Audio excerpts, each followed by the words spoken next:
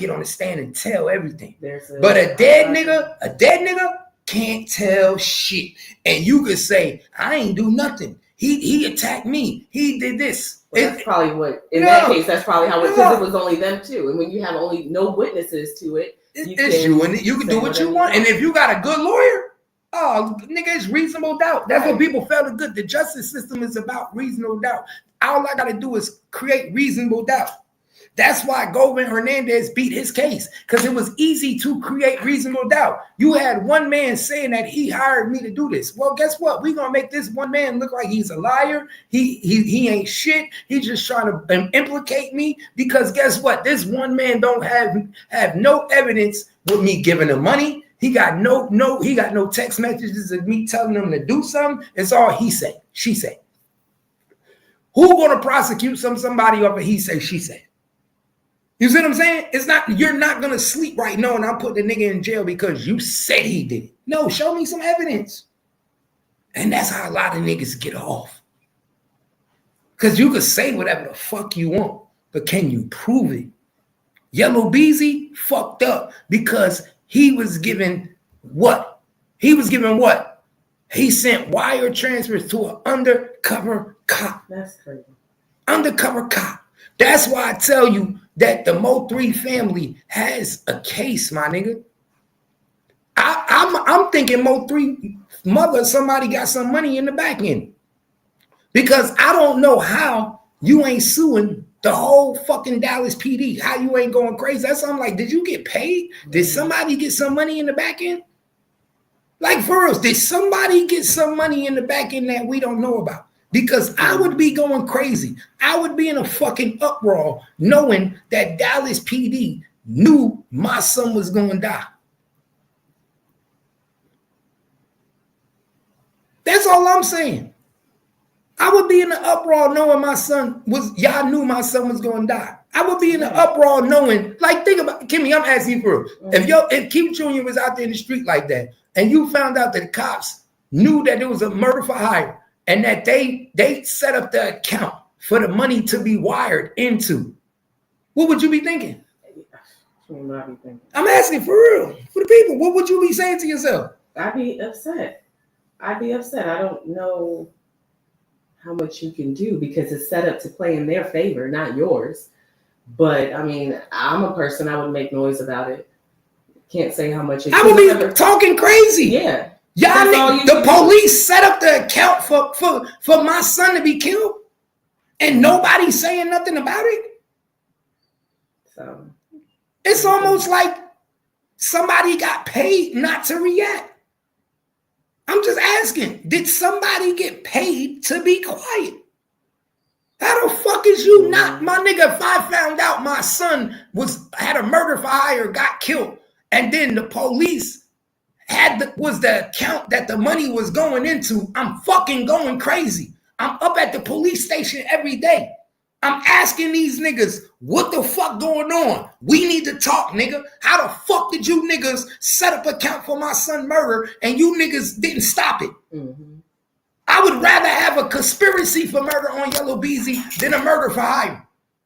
Right. I would rather, as a parent, I would rather have a conspiracy for murder on my child than a murder for hire and my son be dead. Mm-hmm. Why you niggas wanted my son to die so y'all could get the murder for hire? They knew it was going to happen. They knew he was going to die. That's what I'm saying. It's almost like they helped the nigga die. It's almost like they looked at MO3 like, oh, you don't want to fuck with us? You torment us? Mm-hmm. And that's the thing about it. We don't know how MO3 acted in the interrogation room. We don't know how MO3 responded to police. Right. MO3 could have been so real that he was the type of nigga that was cursing niggas out when the police got up to him. Fuck you. Da-da-da, I ain't telling you shit. Mm-hmm. Oh, MO3, they trying to kill you. So what, nigga? Suck my dick. You know what I'm saying? We don't know how he was acting. Right. He damn sure wasn't acting like 6ix9ine. Because when the feds came to 6ix9ine and told that nigga they was about to kill him, what 6ix9ine do? 6ix9ine said, help. 6ix9ine said, help. 6ix9ine said, I'll do whatever you want me to do. 6ix9ine said, I'll work for you. And then this is another thing. Remember, we was talking about this, Kimmy? Mm-hmm. We was talking about this. Let me tell y'all how dangerous the police is. Because remember, we went over the 6ix9ine paperwork, y'all. Let me tell you how dangerous remember, 6ix9ine didn't start working for the police until after he got kidnapped in New York by Treyway. Let me repeat this again. 6ix9ine didn't start working for the federal government until after he got kidnapped in New York by Treyway, and they took his jewelry. Am I right, Kimmy? Yeah. What did we find out when he went to court? What did we find out when 6ix9ine went to court? Do y'all remember what we found out? We found out that the nigga that was driving the car when 6ix9ine got kidnapped was an undercover cop. Right. Remember that? Right. We found out that shit was recorded the whole fucking time. Right. So they knew where everybody was going to be. They heard everything. They heard everything. Stage for it to happen. Same way they would stage for Julio. I mean, like, bro, pay attention, y'all. They investigate. Bro, this is why I be trying to tell people they not paying attention. When Treyway went to court and 6ix9ine was on the case and the detective was up there, we found out that the nigga that picked up 6ix9ine when 6ix9ine was running from Treyway and picked up 6ix9ine and was acting like a taxi driver was a fucking FBI agent.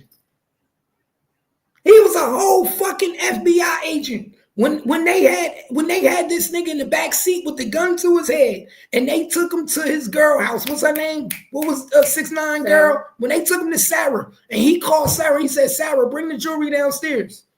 Just bring the jewelry." Mm-hmm. He was in the car with agents. Agents didn't say, "Let's save this nigga life right now. Mm-hmm. Let's stop everything." They was letting the whole thing play out, videotaping everything on camera. Mm-hmm. That's how they put all them niggas in jail. You understand what I'm telling you? This is how they put all them niggas in jail. So they be watching every fucking thing and they just let the shit go down. They don't give a fuck. Just like they watch Julio. What did they say in the conference before they caught them niggas? They said, "Oh, we gonna catch them." Mm-hmm. This is a joint. They said this is a joint conjunction with Tampa, Jacksonville. Mm-hmm. I was like, damn, y'all already teamed up already? How the fuck all y'all teamed up already? That's how I knew they already was teamed up. Look, because how you know this happened from Tampa? This was a crime that happened how you know it was something that had to do with Jacksonville? Remember, this happened. Julio died in Tampa. Mm-hmm. How you know it got something to do with some niggas coming from Jacksonville? Right. That let me know that you niggas was already watching. It could have been some niggas from Jacksonville that killed this nigga. Mm-hmm. But you niggas come to the press conference and you say what? We're gonna solve this case. Please understand. This is our top priority. We know what's going on, and this is a joint conjunction with Tampa and the Jacksonville police. Okay, then you know with some Jacksonville niggas already there. Right. Then you already know. That's why I say you gotta pay attention to the verbiage. Listen to what niggas say. Pay attention to how they move. They been knowing this shit. That's why I say they was watching them niggas outside Jossie's house that night. Mm. Oh, yeah. Nothing these niggas did wasn't seen. Otherwise. Everything these niggas did was on camera. The feds got that shit like a movie. You think we watching movies? You crazy, nigga. The feds sit back like this. Oh shit, look, he just died. They about to pop him. Bop, bop. Oh shit. Mm-hmm. Nigga, the feds make movies on this shit, man. This is their evidence for movies. They sit back with all the little sergeants and detectives and they watch this shit and laugh. They sit back and watch the whole shit play out, nigga, like a movie. And they put every clip together. And then they get their editor to put it all together as one clip. Mm-hmm. And they sit back and turn it into an hour, 2-hour movie. They sit back with their drinks at the chief house or the sergeant, the detective house, and they all get their drinks, they get their cigars, they be having their wine, mm-hmm. and every fucking week they watch a different murder. Or every a murder. It's always a different murder. And they watch it. Mm-hmm. Almost like it's like what they call it, it's almost like a fetish. Like we've been chasing this nigga for 3 months. Remember he was talking shit to us? And then they play all the little clips of when they was interviewing them and investigation. Right. And then they show the murder at the end, and then they laugh. I told him he thought he was gonna get away, didn't he? They do that. Mm-hmm. So that shit is like a fucking Hollywood film to them. You think they give a fuck about saving criminals? It's crazy how criminals be thinking like they give a fuck about saving criminals. Mm-hmm. Like, why you ain't save them? You could have. They don't give a fuck. Nigga, half of the time they be mad when a nigga misses target. Like word, they be mad when a nigga misses target. They be like, damn, so we gotta go on with this shit for another 2 weeks. Yeah. Nigga, they be mad when a nigga year in a such and such game. They got new recruits and these niggas. Now we gotta figure out who these new niggas are. They running on this side of territory. We're gonna push y'all over here. We gotta get a little bit more into it becomes a lot of work. Think about it. Why would I want to save MO3? And look what happened when MO3 died. Think about it, babe. Look what happened when MO3 died. When MO3 died, wasn't it the end of all of that shit? That whole HSM ended, right? That whole little shit ended. Ain't nobody keep that shit going. You don't see number 7 screaming HSM. You don't see that whole little shit die. MO3 said, when I die, this shit gonna keep going. Niggas gonna kill for me, rob for me. That whole shit died. The whole shit died. So you think that the police don't know if we cut the head off the snake, that the body gonna go? How do you kill a snake? Cut the head off, right? You think the police don't know once we get rid of MO3 that none of you niggas are gonna be able to maintain? Y'all can't eat. I think after all the investigation, they think that's it. Like it's just that. Like there's an end. There's always an end goal. End to this. And especially what makes it worse when they know they can't never put you in jail, they really want you to die. If you one of them niggas keep getting away.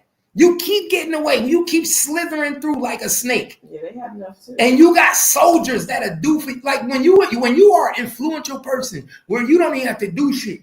Look, I don't gotta do shit. If I beef with a nigga, it's niggas that's gonna eat your food up. I ain't even gotta tell them to do it. They gonna eat your food for me. The same way niggas do it on YouTube, guess what? Niggas do that like that in real street. Mm-hmm. You ain't gotta tell a nigga to eat a nigga food. Niggas that fuck with you the right way, they know when it's time to eat a nigga pack, right? They know when it's time to eat because they watch a nigga disrespect you and they say, okay, time to eat.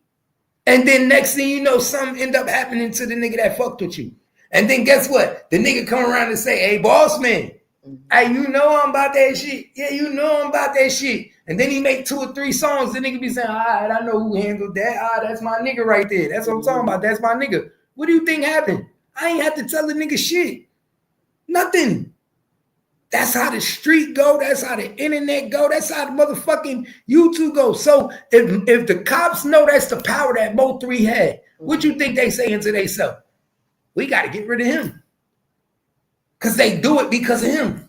Because if we don't get rid of him, guess what? You get rid of number 7, he gonna find another number 7. You get rid of Don Don, he gonna find another Don Don. As long as MO3 alive, he gonna keep finding little minions to do whatever he say, because he's MO3. Right. Come on, pay attention. So why would I save him? They don't. And then MO3 told you I caught 3 bodies in 1 month. 1 was on accident. He told you that. I caught 3 bodies on 1 month. 1 month was on accident. My lawyer called me, told me that they just called him, said I caught a body. They trying to extort me. That's why I say Yellow Beezy about to get off. If MO3 lawyer called him and told him they trying to extort him, who you think was trying to extort him? Who you think would let the lawyer know that they trying to extort him? Who would extort the lawyer? See, let's make sense now, y'all. Let's make this make sense. If MO3 said his lawyer called him, said they just talked to him, they trying to extort him for a body. They trying to extort him for a body. So who would be trying to extort the lawyer for a body? Pay attention, my nigga. Pay attention. And this is the same lawyer that Yellow Beezy got. You see what I'm saying? See, this is why I love MO3, because MO3 told you in his songs what's going on. So if you niggas not peeping what's going on, pay attention. He told you. Them niggas was trying to extort the nigga. Oh, you don't want, we'll let you get off on this for self-defense, but you're gonna have to pay $200,000. They gonna want $300,000, $400,000. What? I ain't do shit. Nigga, even Oak Cliff Business tried to extort MO3. That's why I don't trust his so-called daddy. That's why I don't trust his fake daddy. Pay attention. What they call that nigga, Big B? That's why I don't trust that nigga. He fake. Don't believe that nigga. That nigga sit around acting like he fuck with MO3, like he protected MO3. If niggas respected you, MO3 wouldn't be dead. Y'all niggas is corny, my nigga. That nigga ain't no MO3 daddy. That's some bullshit. How a nigga gonna say I'm your daddy? I'm the Godfather of Oak Cliff, but nigga still killed me from Oak Cliff. You was a fucking nobody. Let's make it make sense. For real. Right. If I'm really somebody, if I'm really fucking somebody, is niggas gonna take you out? Niggas gonna take my so-called son out? Y'all niggas better pay attention. That nigga's a fucking nobody. He on the internet bluffing for you niggas. He shouldn't even be on the internet talking about MO3. What the fuck you got a nigga on MO3 talking about he the Godfather of Oak Cliff? That I was MO3 daddy. I was MO3 daddy, but I couldn't protect him. Get the fuck out of here, nigga. Then you ain't the Godfather of Oak Cliff, nigga. Cause you ain't Godfathering shit. You ain't Godfathering shit. I don't know how you niggas do it in Oak Cliff, but nigga, when the big nigga up north in Jersey, in New York, when a big nigga say that nigga is protected, niggas ain't touching him. Niggas ain't touching him. Niggas ain't fucking with him. You understand what I'm saying, man? What is wrong with these niggas? Mm-hmm. But he talking about I'm the daddy.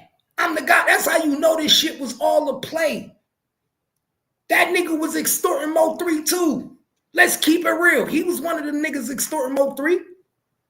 Everything he had was off of MO3. MO3 was paying that nigga bills.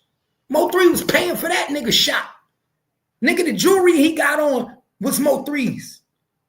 Tell niggas how you wearing MO3 star ring. Tell niggas how you wearing MO3 star ring. That nigga, see, that's what the nigga ain't gonna tell niggas though. He ain't gonna tell niggas the truth. That nigga sit up in there in these videos with MO3 rings on, jewelry and everything. Man, stop fucking playing with me. That nigga's a fake, man. Every time I see that nigga get on a video, I'm like, yo, you the biggest fraud out of them all. Cause you was one of the main ones trying to get MO3 to give you money to stop the beef. Fuck you trying to get MO3 to give you money to stop the beef, but you talking about you his god daddy. You his god daddy. Get the fuck out of here. Get the fuck out of here. How the fuck is you his god daddy, but you need niggas to give you money to protect you? I wish my god daddy would come to me and say, give me money to stop a nigga from killing you. That's what MO3 so-called god daddy did. He went to him and told him it's going to be $25,000 to stop these niggas from killing you. That's what he told him. And guess what MO3 told him? Tell him I said, fuck him. The fuck I look like paying you $25, $25,000, $25K to stop niggas from killing me. But you supposed to be my god daddy. You supposed to be the Godfather of Oak Cliff. And after I die, you acting like you that nigga. And you speaking on me. Like you rock with me. You couldn't even protect me from getting killed, why nigga. You ain't paid the 25? Say that again? I said, why he ain't paid the 25? Thank you. He's the Godfather, right? Thank you. So why he ain't paid the 25? Because 25 today is only 50 to 100,000 tomorrow. That just stop these niggas for right now. So that's what you think you're going to extort me on my life forever? No, but elaborate on that. Elaborate on that. Why he didn't pay the 25? Right. Like, but that's what you just said. He was the Godfather. Right? Bro, this nigga said he was his daddy. He still to this day walking around saying I'm his daddy. That's insane. Man. It's insane. He called himself the Godfather of Oak Cliff. Mo3 was was the one gave him money for his shop. Mo3 was the one gave him he walking around with Mo3 jewelry on. But you go to Mo3 and say these niggas, he tried to do was broker a deal to get money in his pocket. Mediate, right? He tried to act like he wanted to mediate a deal, but extort Mo3 at the same time. Like Mo3 was a sucker. And Mo3 said, fuck these niggas. Yeah, I was able to keep them off your head, but it's gonna be 25,000. What? That's how I said none of these niggas really like Mo3. Because I'm not doing it. That's why I said they really didn't like Mo3. I'm thinking about it like that's a play. I wouldn't like that. That's why I know they really didn't like Mo3. They thought they could use Mo3. They played his kindness for a weakness. They was all using Mo3, bro. All them niggas in Oak Cliff was trying to come up off of Mo3. They was using Mo3 because ain't no fucking way that I wouldn't even bring that up to a nigga I claim my dad. Why would you even bring that? If you to be the nigga that you say you are, this should be handled. Why are you coming to me to tell me at that point that you made the deal? I wouldn't even feel like I'm the godfather of Oak Cliff if I gotta come to my so-called godson and tell that nigga this is all I was able to do for you. They want 25. They want 25. I didn't need you then. I didn't need you. Bro, I've been saying I think he was the one. I've been saying he was one of the ones involved. I've been saying I think he was one of the ones involved. Why do I think he was one of the ones involved? Because I think Mo3 stopped taking care of him. Let's keep it real. I think Mo3 stopped taking care of that nigga. He played a part. I believe at any given time, he could have got them niggas off him. At any given time, he could have got Trap off of Mo3. At any given time, he could have got Yellow Beezy off of Mo3. Stop playing. He was one of the ones making Mo3 think he was safe. You good, you right, don't worry, they not gonna fuck with you. They respect me, don't worry about that, it's just music. You see what I'm saying? Now niggas is all talking to him, talking about why you ain't stop it. Oh, nobody wanted to listen. He lying. He lying. No, Mo3 didn't want to listen to me. Mo3 was a hothead. You lying. Nigga, you was one of the ones telling Mo3, don't worry about nothing, nigga. You good in the cliff. That's what that nigga was telling Mo3. You good in the cliff. You know I got you, nigga. I'm the Godfather. Ain't nobody gonna fuck with you. You was a motherfucking liar. You wasn't making Mo3 feel like he motherfucking need to be worried. Nigga, that nigga was telling Mo3, don't worry about you good, nigga. Them niggas, you know them niggas know not to fuck with you. Nigga, we'll turn this bitch upside down. Somebody said Kewon was at the shop the night before he said on Soul Players show. I believe you. That's what I said. They always be together. I'm not surprised. Keep my nigga, the Godfather chill with all them niggas. Right. They put certain niggas around Mo3 to make him feel comfortable. We gonna put certain Oak Cliff niggas around you so you feel comfortable. But guess what? They still more aligned to us than they are you. You just don't know it. That's the easiest. That's like niggas putting undercovers around you and they work for us, but they fucking with you right now. They gonna do everything you think they want you to do, but they police. At the end of the day, all the niggas around Mo3 were what? Aligned to Oak Cliff. Sean G, Oak Cliff. Rainwater from Oak Cliff. You understand what I'm saying? Jossie, Oak Cliff. Everything he's around is Oak Cliff. So Oak Cliff played that nigga like a flute. Let's keep it real. That's why they call it Oak Cliff business. Oak Cliff America. These niggas knew what they did. They say, yo, my nigga, if we can't take him out by ourselves, we're going to take him out together. We be damned if we let him take out one of ours. That's what they said. You heard Mo3 say, I'm going to continue putting you niggas in them black suits. One by one, right? You think these niggas ain't hearing the music? And what do you always say to me? Stop telling these niggas what you going to do, right? So what is Mo3 doing in his songs? Manifesting. But he's telling these niggas everything he gonna do, right? That's your manifestation. If it comes to your brain, it's gonna come out of your mouth, right? Some niggas don't know how to shut up. So it's just like your computer, right? It's got a mainframe, but then you have a monitor, right? The computer, right? And then the monitor. And what happens and what you're able to control on the computer will show up on your monitor. It's the same way your brain works. When you start saying, and I'm gonna do something, whether good or bad, and you start speaking it out, you actually start to do it. That's not a lie.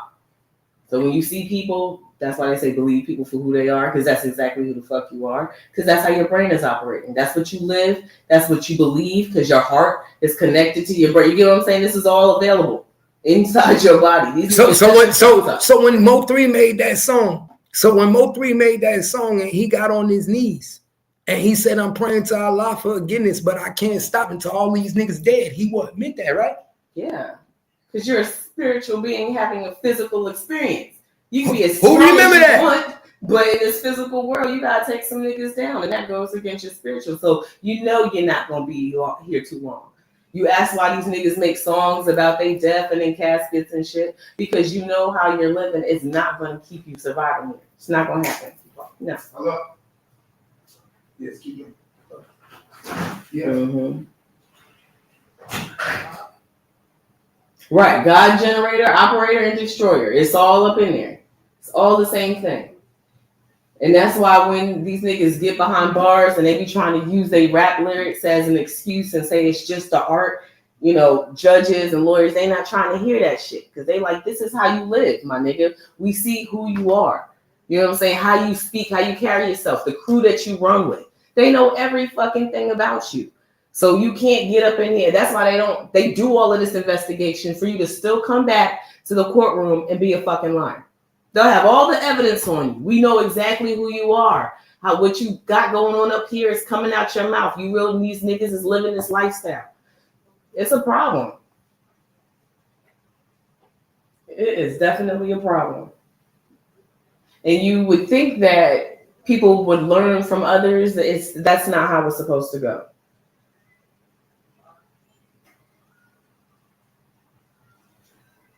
What does he say? He said he always says bars where he's fighting the good and evil spirits and thoughts. Lord, forgive me, I got to. Exactly. That's why I forget the name of the song. But when he's battling, you know, his duality, his good and evil side, MO3 to Osama.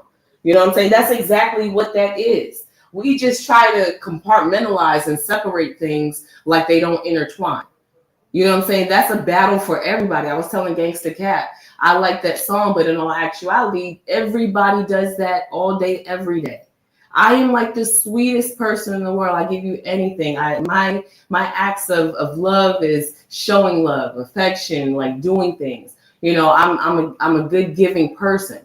But if you fuck me, you'll see something you've never seen in your entire life. Because I am the giving, loving person I am, I will destroy you, and I'll go to the means. So that's a battle that we have all day. And a lot of these niggas are losing because they're in environments that they don't take themselves out of, and they have to always engage in lower energy. So like when you hear, because I was telling him the same thing, you know, Gangsta Cat, you know, when you was hearing Charleston White talking about, I talk about Ermias, not Nipsey Hussle. You know what I'm saying? You're talking about these rappers in their lower environment, basically, the people that we know them to be. We relate to them off of their music. And their music isn't expressing positivity. It's giving you all of the shit that they've gone through in their life, their low vibrational feelings. So we never know the true person behind these characters. So when you come out and you be like, oh, you know, it's just the art. That's why I said it. I'm just throwing other shit. That's a fucking lie. If I say what I say, I have to mean what I say and stand on it. But a lot of niggas get to come out here and just say shit, and then there's no substance behind it. And then you wonder why the police don't believe you, or they don't fight the battles that they need. Right. Tupac had the same battle. He was a brilliant person, read a lot. But you still have to come out here and deal with the likes of people that don't have that same type of mentality, and you got to survive. And sometimes you don't make it. That's just why it's the truth. The real is the fucking real. We all out here trying to make it through to the other side. And it's harder for some of us than it is others. And some people don't have the same circumstances. They dealing with a lot. So some people just don't make it. But it's a battle that everybody got to go through. People succumb to their environment, their lifestyle. It's a sad thing. It is. I believe in the crab in the barrel. I do. I believe that. People be saying, "Oh, that's not necessarily supposed to."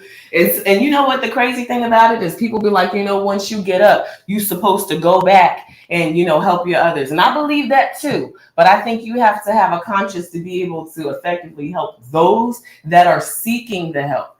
That crab in the barrel shit will get you pulled down, and you'll be right back with the niggas in the same thought process. Now you're mad back with them because you allowed this shit. It's a treacherous game out here. No, what y'all talking about?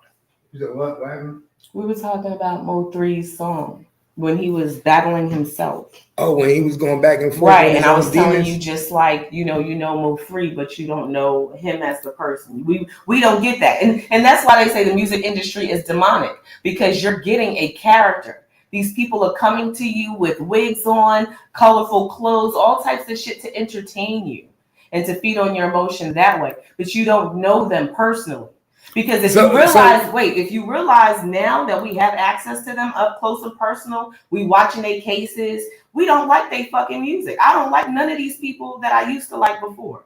I don't care for them at all, whether it's rock music or rap music. The more that I get to learn about these entertainers, you won't get not one fucking dime of my money. Keep getting on these suckers and getting your streams the way y'all used to, because I would not pay for this. So what was you telling them about the song?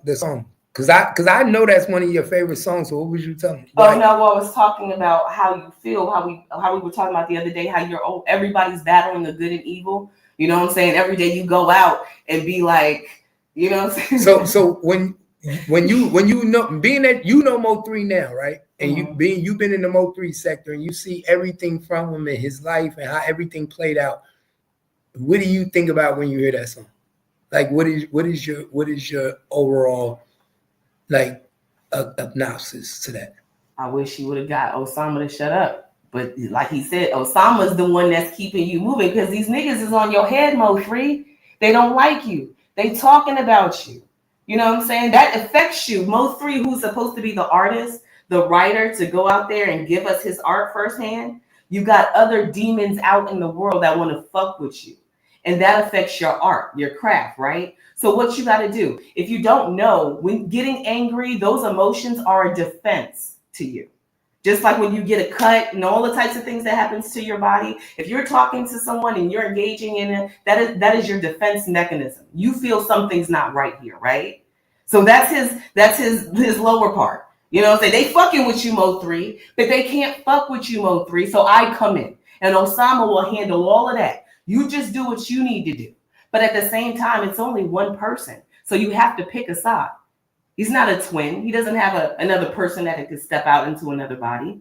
This is an internal battle. So you have to pick a side. And sometimes the dark side will win, because you still have to survive this physical place where other people don't have that spiritual backing to be like, yo, I just want to be an artist. Why can't I just come out here, do my shit, and leave these niggas alone? Because they won't let you. So that's why I said sometimes people have to get in the mud and sometimes they lose. But that's just the journey in which you've lived your life, because you could have took your ass out of mechanic. You, like you say all the time, you could have went somewhere else. You could have took your family and fucking bought some land and went somewhere else and got yourself out of the environment. Someone mentioned the crabs in the barrel. You could have did that, but you stayed. Your alter ego was the one that won. You could have went anywhere and been a rapper. So you think MO3 kept him in Dallas, and so you think Osama kept him in Dallas? Yes, that's why I said your brain is your computer. Your alter ego was able to swoon you more than your art. That's why when I say you have actual artists that are not in the industry, and then you got these niggas that come in here and do this shit, people who are really about their craft don't get mixed up in this demonic shit. Playing games with industries, making moves and networking and doing people dirty. They don't get involved with that. They rather play on the fucking street corner and just be able to do what they do and be a busboy somewhere versus dealing with this shit. Because it gets you nowhere. Either these artists end up broke with nothing at the end, or they end up dead or strung out on drugs. How many success stories do you see of artists coming out of the entertainment business? Very few. Even the women, they come out looking like fucking dinosaurs. They've got so much fillers and shit. They look like monsters going into their 70s and 80s. Right. So there's nothing beautiful. The only beautiful in it is the entertainment that they're making a profit on and using these people as puppets. So those that choose themselves get to live long and prosperous. Right? You are a spiritual being having a physical experience that's two worlds of a battle, and you have to pick a side.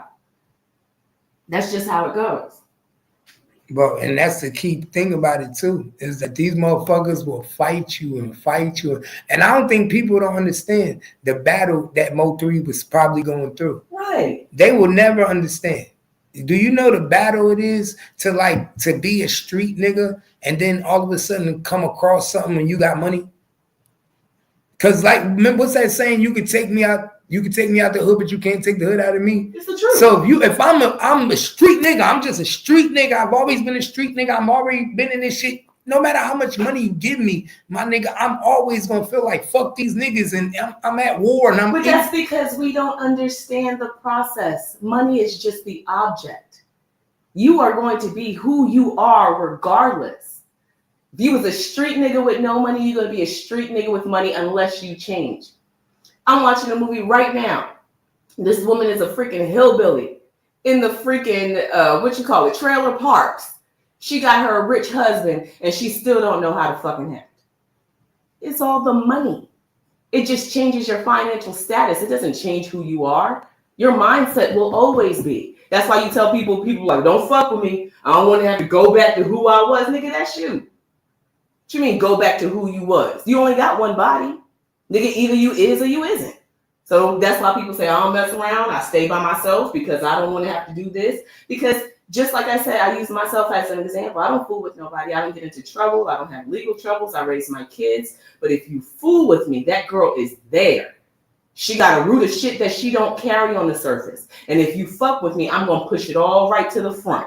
And that's why I say, yeah, it's called a crash. And if I crash, it's got to be fucking justified. But I know what side I've chosen. A lot of people don't know what side they're going to play on. That's not just a MO3 battle. That's an everybody fucking battle. You know how when I was in my early 20s, this is the funny thing, because it actually happens, and women have this conversation, used to be funny. Early 20s, you're working retail, just like I was watching Players Club. Chicks do that shit all the time. You see chicks in the middle of the afternoon eating lunch, hanging out with their friends, and they living the lifestyle because they playing some nigga for money, or they stripping, or they doing shit. And here you are, you and your girls at work, taking care of your kids, got husbands at home, and you like, you know what, bitch? I can leave this motherfucker and do what they doing right now, but is that the right thing to do? Is that really how you want to live your life? Does it really look glorifying so much? Because you know all the pain that they go through, all the insecurities, all the trouble that they go through at these clubs or playing with these niggas for money. Is it really worth? Hell no, so you stay right here. But that's choosing a side. Some people get infatuated and go to the other side. But that's good people seeing the situation like, shit, I'm so tired of working for this shit. And these girls out here getting it. But at the end of the day, that's nothing to glorify, because they got a whole load of troubles that I don't even want to deal with. So these niggas jump head first into this shit, and they don't give a fuck. They were easily bought to the street life, to the petty drug life, hustling life, all of it, because they were glorified by money and things that were lower level. Other niggas that are like, oh, I want to do something, they take their ass to school, find a better job, put themselves in different positions. Same thing with MO3. He ain't doing nothing more special than what the hell we trying to do out here. So what do you think MO3 biggest challenge was? Himself. He showed it to you in the video. Himself. So do you think his challenge with himself was more challenging in his career? Yes. Yes, it is. Our challenges with ourselves are the biggest things in our lives. All MO3 was an artist. That was his job. He's still a person. And he going through the same shit that we all got in our fucking homes.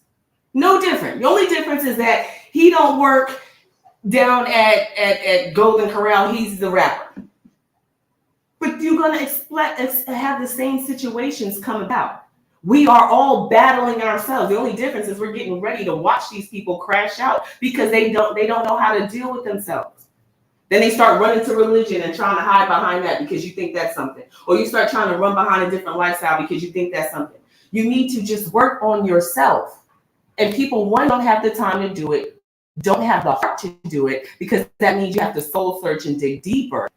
So it's a lot easier to just go with the flow and just get in fucked up situations and have bad things happen to you. Always be in the mix. You know, it's always people that's always in some shit. They're like, they always on me, nigga, because you always in some shit. So the problem's you. Check yourself. Maybe you'll stay out of some shit. We don't want to question ourselves. He told you his biggest battle is himself. MO3, I'm just trying to do what I do, make food for my kids, get money, take care of my mama. Osama said, nigga, not here. Not in the cliff. These niggas on your head. And MO3, you gonna get got if you don't let me handle these niggas. But Osama, you taking me here, you taking me there. I got people. Well, MO3, you can't get on stage if niggas think you a punk. You get what I'm saying? The biggest enemy was himself. The only person that... That's deep, though. Right. No, that's real deep that you say the biggest enemy was himself. Y'all heard Kimmy, she said MO3 biggest enemy was himself. Not Yellow Beezy. Not Trap Boy Freddy. It was himself. He couldn't escape them niggas. He couldn't find a way to let them niggas go. He couldn't detach himself. And sometimes that kill you faster. What? Yeah. Not being able to let go. Yeah. And he was more in tune with niggas that wanted him dead. Because what is your incentive to stay? Honestly, if it's a family aspect, it doesn't take very much. You get what I'm saying? You do not have to be a millionaire to relocate your family. Why do I know that? Because I've done it. I don't speak because I just like to talk. I only speak on things I know. Why do I know that? Because it doesn't take much to say A, B, C, D. If you like to go, this is what we're going to do. We can either do it together or this is my plan and this is where I'm going. You get what I'm saying? You buy you a little piece of land wherever the fuck you go, get you a mobile. But these niggas want to glorify. It's about the image. It's not about really saving your life. That's why I said you picking a side. That would be picking yourself. So if it's really about your family, explain that again. That would be what? That's picking yourself. And so right. Basically, you saying that MO3 had an objective, and his objective was selfish. Because if he really gave a fuck about his mother, his family, or his kids, then he would have chose them, and he would have picked them over the beef. Right. Don't we say we give that jacket to women all the time when they stay in abusive relationships? And they say, well, if you cared about your kids, you wouldn't have subjected them to that. Do you really care about them? We hear that conversation all the time. Women staying in abusive relationships and they're like, oh, I love my kids, I love my kids. But you're letting your kids watch you get beat up. They're getting beat up in some cases. It's turmoil in here. You're stressed. So basically, so you saying an abusive relationship is no different than what MO3 did. So you basically, I see what you're doing. You're basically taking the ideology of abusive relationship and saying that basically MO3 was being basically like abusive relationship because he was abusing his kids and his family because he knew every day Miss Noble had to cry and was worried about him. He even said it in his own songs. My mama lost her house. My mama had lost everything. He even said it in his interviews. My mama would come to the school for me, tell me I'm going to lose my job. I'm gonna lose my job coming up in here for you. You see what I'm saying? So you basically saying it ain't no difference than an abusive relationship because when you know it's abusive to you and you still doing it, damn. No, and somebody said he probably didn't think about it like that. He loved them, but he worried about his stuff more than them. Right. That's only, and I'm saying that from an internal aspect. Me, if it was me breaking it down a lot more. Questioning, well, is my love really as genuine? But no, he probably didn't look at it from that perspective. Of course, a lot of people do. But of course he didn't. But you have to ask yourself, because right now they're here to mourn your loss, right? And if I'm in a place or a situation where I'm unloved, I'm not comfortable. I have to look over my shoulder. That's not living. Why do you think these people make good money or work their ass off to go to these communities that are gated so they don't have to live around nigga shit? Right? Because they want to be able to live comfortably, raise their kids in their communities, and not have to deal with the turmoils that other people are going through that I'm not engaging with, right? So when you love yourself, just like I use the woman in a battered relationship, you say, you know what? I don't need this shit. I could be somewhere where I can be MO3 and give my family what they need. Wait, I can give them the best say that. of me. Say that again. Say that again. I'm saying that he could say, instead of being in a place where you have to pay for hits, right, on your head, people are on your neck. You have to look over your shoulder. You can't even be with your family properly because you don't know if because people have no discretion. They'll hit you while you're with your kids. So you're not living the life that you really should, just for music, right? But this is your craft. This is your art. This is what God has gifted you to do, right? You can't full force do that in this type of environment. You have to remove yourself so that you can be who you are meant to be. And who was one of the first people that knew that and said that to him? I don't know. Vlad TV. Vlad told him that? His first video. Oh, yeah. I remember. His first interview was on Vlad TV. And Vlad told him, you need to move out of Dallas. Have you ever thought about moving out of Dallas? And this is why I'm going to go back to what you said, that when you said that his biggest enemy was himself, right? Because he told Vlad exactly how he died is what he told Vlad wasn't going to happen. Ain't nobody going to chase me down. I'm not worried about nobody chasing me down. Right. And Vlad said, you at a point in your life where you're successful. You can go to he's basically telling them the next level is waiting on you. Right. The next level is waiting on you. The reason you ain't hit the next level where you need to go yet is because something is holding you back from going to California, leave this small. You already conquered Dallas. People know who you are in Dallas. Right. And I tell every musician this: once people know who you are in your city, go. Right. Go. We know who you are in Dallas. Right. Go to Cali. Go to New York. Go to a big sector. Because the people where you at are only going to kill you. They're only going to hate on you. They're only going to try to destroy you. Go somewhere and even make yourself even bigger. Right. So when Vlad TV told Mo3, you need to leave, go somewhere, I almost felt like Vlad. We already know Vlad TV got an inside with the cops. We already know he talked to the guy. I almost feel like before he interviewed a gangster or somebody, he got a certain cop that he talked to that give him all types of information. So it's almost like the cop told Vlad, that nigga got money on his head. He about to die. Ask him these questions. See how he react. Well, no, you didn't even have to do that. This is how simple that conversation is. Don't you get mad when you try to say something to your kids and they don't listen to you and you're trying to enforce something and you're only enforcing it and saying it to them because you've seen it over and over and over again. You've got experience, right? You know what the outcome is, right? Vlad's not new to the hip hop industry. He's seen this over and over and over again.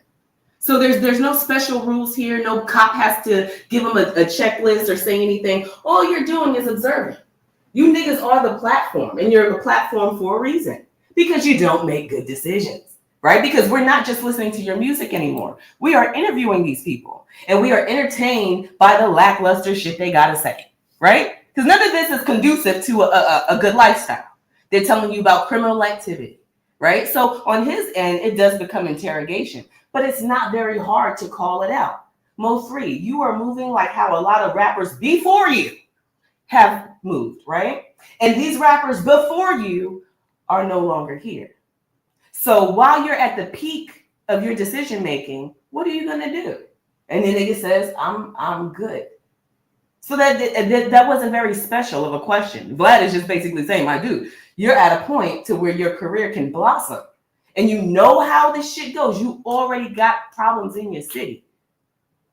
But a nigga said no. So why is it hard to make that decision? Because for some reason, niggas seem to think that there's love and loyalty still somewhere here. That they owe their city or the people around them something. These people, you don't necessarily owe them anything, but they would love to see you flourish. If these people are truly loyal to you and supporting you, then they'll love you wherever you are. And being that you're from the city makes it even more better to see you live and do your thing versus us wearing RIP shirts. What does that do? You put on for your city so much that you're not here. And all we get to do is play your old music because we won't ever get to get the new influence that we should have got from you as an artist.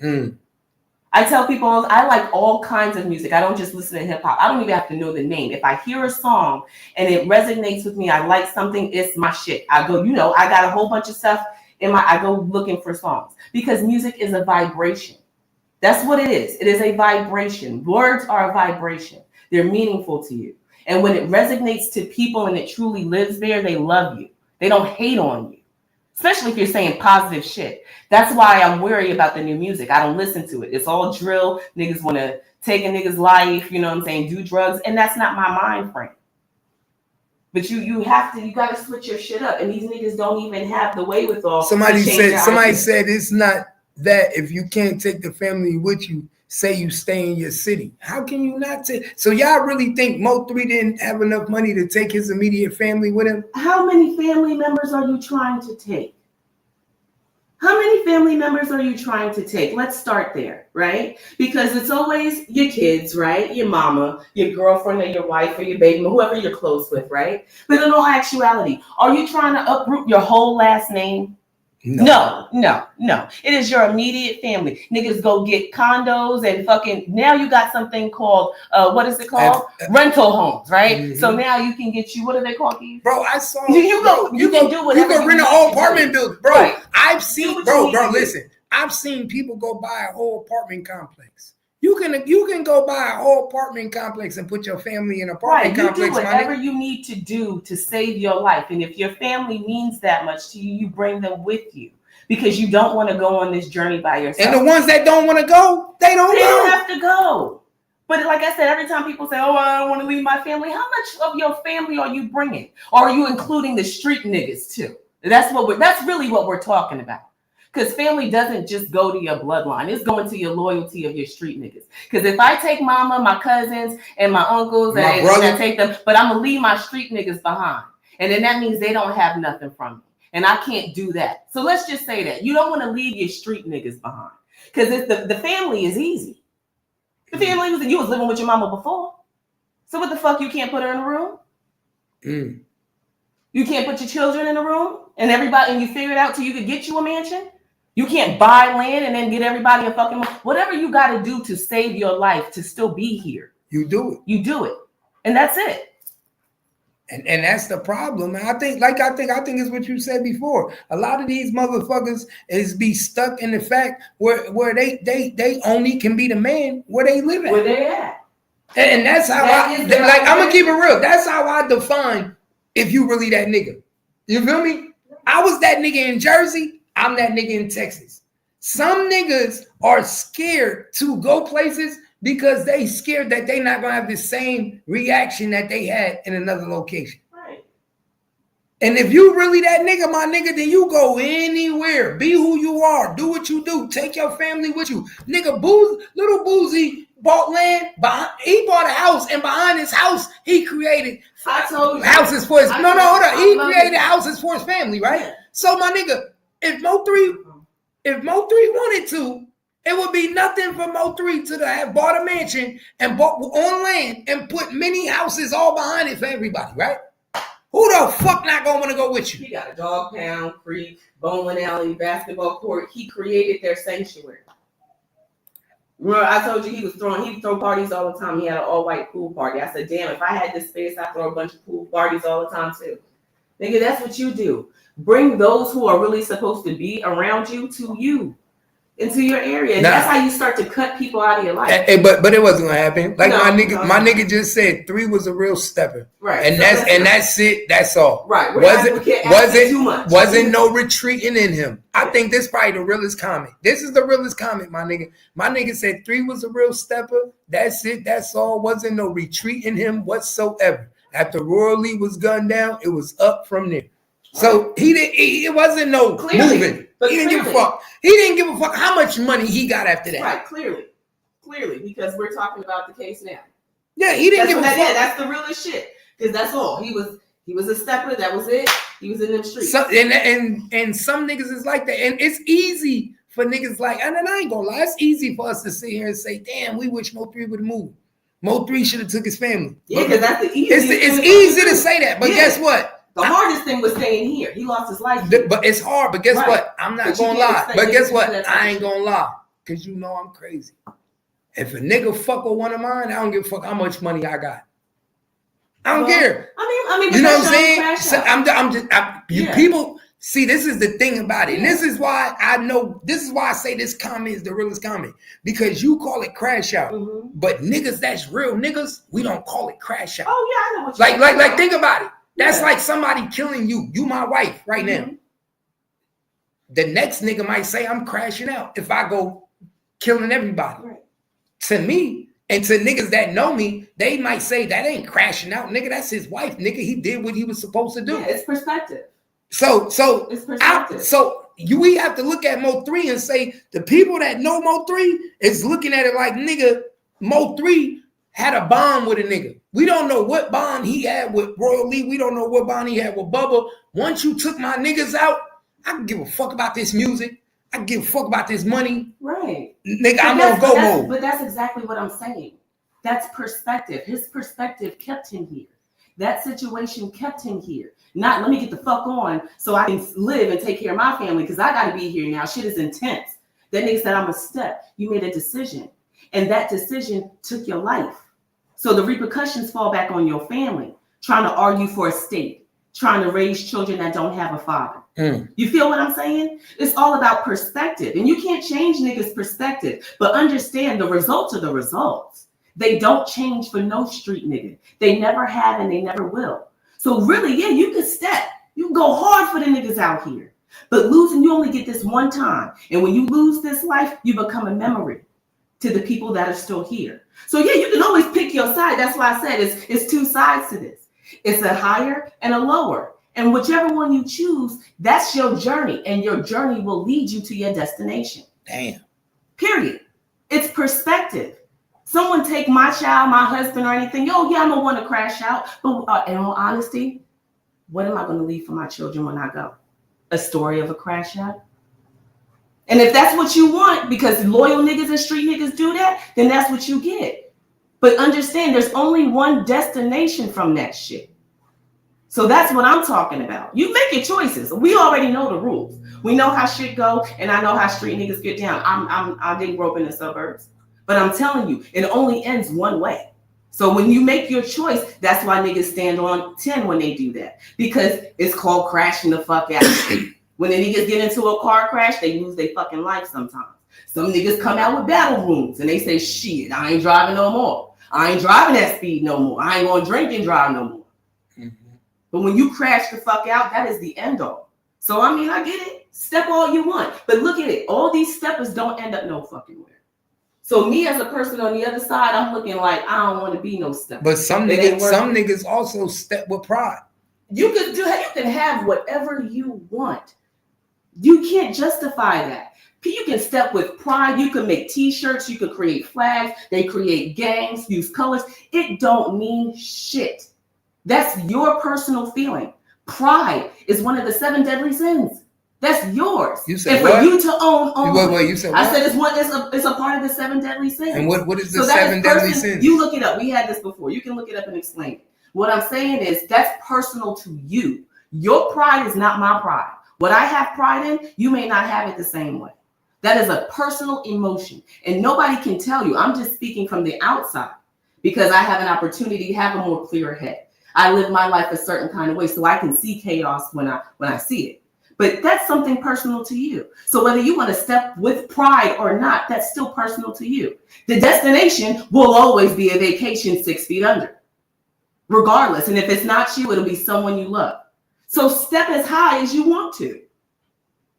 That's all I'm saying. Damn. Hey, nah, you ain't lying. It's fucked up. And it's fucked. And the fucked up thing about it is that you don't realize what a person battle is, why they alive. And now you see a nigga dead and you starting to realize, and you like, bro, this nigga was going through some shit. Right. We just stand back and try. And that's what we're supposed to do as people, is stand back and reflect on it and be like, you know what? I'm moving in the same direction. I done had enough of this shit. I don't want to do it. What is the next plan to this? Some niggas don't do that. But it's only your journey. His journey, if it was about taking his family, would have took them with him. We can't, we talking about it. But look, hold on. Let me say one thing. I'm gonna tell you. He said in the interview, he wasn't gonna leave and take his family with him until his job was complete. Well, nobody knew what that job was. He didn't make it. But now that we know MO3, we know his job was to get rid of them niggas. Whatever. No, I'm just saying, but this was his quote words. He was like, I'm gonna leave. I'm not leaving until my job done. But he was so arrogant. MO3 was an arrogant nigga. He even said in his song, I'm a narcissist. I talk to myself. I'm a Gemini. Like, so he even said to himself, like, bro, he had a plan. His plan was to, if I can't get to you, I'm gonna get rid of all the niggas next to you, and I want to leave with all my enemies gone. What is this, a movie? What is this, a movie? Are we watching a movie? Really? Are we watching too many cartel movies? I'm telling you, the media, that's why I like movies, but people don't understand that this shit is entertainment as well. Well, I'm not leaving town until I've eliminated all of my enemies. What? That's what he said. Well, I mean, listen, no surprise. That's all you can say, no surprise. The actual is what I was getting ready to say. There's no in-betweens. We like to have discussions and come up with conspiracies and other theories of what coulda, shoulda, woulda. But the actuality is that. Take your hand right here. Go sit it on the top of your stovetop and turn it on. Don't move it. You're going to get burnt, right? Mm-hmm. Right. Simple. You stub your toe. The shit's going to hurt. Mm-hmm. You out here playing with guns, the likes of people that don't care about their lives or you. What do you think is going to happen? Somebody going to come at you. That the actual is the actual. It doesn't matter how much pride you have, how much love you have for others, or what that you think you have for yourself. The real deal is just that. They say, like I said, start